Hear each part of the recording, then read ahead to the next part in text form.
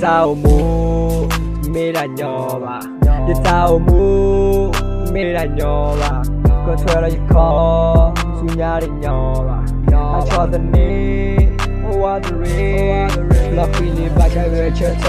và chúng ta mình là potter về lấy cái lấy ở trên ta con ta kia là trên là blog được có gà là cái đồ của giờ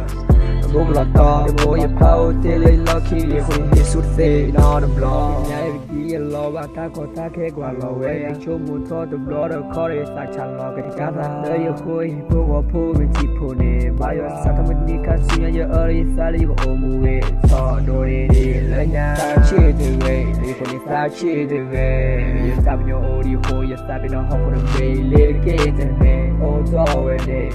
Oh,